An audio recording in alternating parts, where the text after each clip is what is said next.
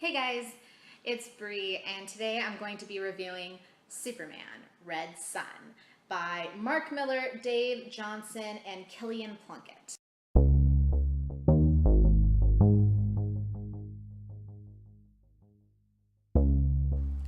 In Superman Red Sun, instead of falling to Earth and becoming a member of the Kent family, Superman's ship falls into the USSR, and Superman kind of becomes Stalin's poster boy for the common worker.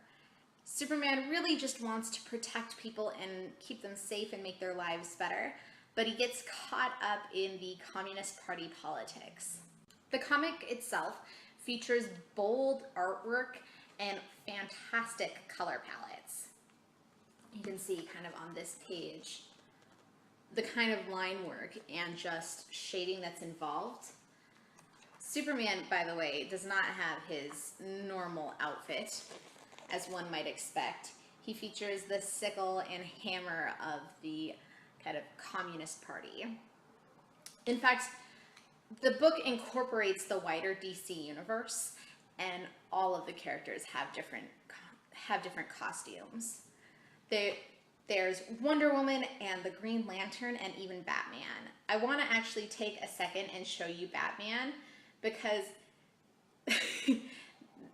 he has the best costume change. Look at this guy. I don't know if you can see that.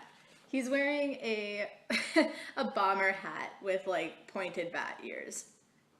As far as the storyline goes, I really loved the idea, and a lot of it was very fast-paced and kind of, the authors were playing the long game, right? Like the resolution really does not happen until the very end, even though when you reach the resolution, you see back at all of the different characters' actions and you're like, oh, that's why they did this thing that made no sense. Over time, Superman becomes the leader of the Communist Party, and of course there has to be Lex Luthor.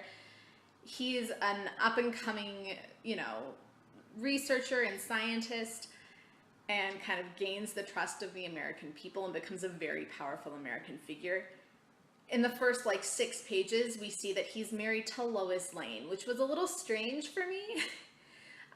Just because I could not see Lois Lane with Lex Luthor, even if there was no Superman. The book is almost too self-aware at times. There are a couple moments when Lex Luthor is like, Lois, did you know that there are people in our world who write stories about Superman being American and you being in love with him? And I was like, really? Really? It was just one of those things that probably could have been left unacknowledged. This was originally a 3 single issue comic, and I wish that they'd had more time and more issues to really develop some of those backstories. I would have really liked to see how Lex Luthor was independently of Superman, and I would have loved to see his relationship with Lois Lane so that it made just a little bit more sense.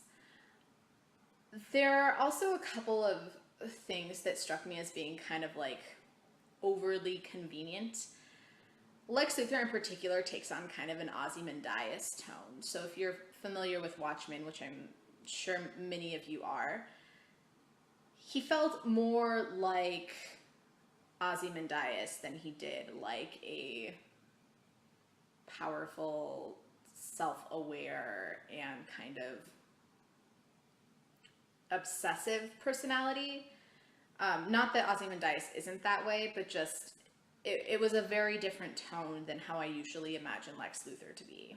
There's this really interesting theme that goes on throughout the book that's all about where does trying to protect people stop and limiting their freedom too much begin, which is kind of something that I think was interestingly done, particularly because throughout the story, Superman becomes more and more kind of obsessed with protecting the people who are within the USSR.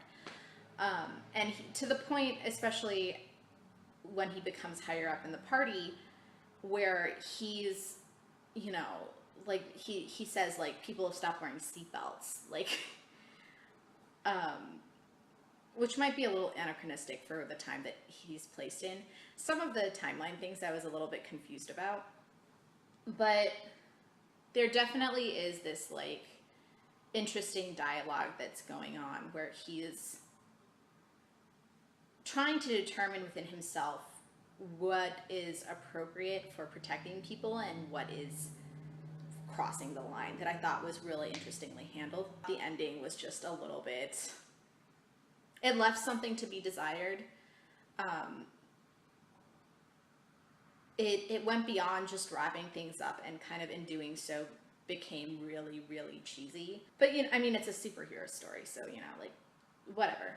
Overall, I enjoyed reading it. It was like a one-night read. I spaced it out throughout the evening because I was home alone and like cleaning, and then I'd read a little bit and clean, and then I'd read a little bit. But I enjoyed it. I really did think it was kind of a fun twist on the typical Superman story. I will talk to you guys later. I hope you're having a great week. Bye.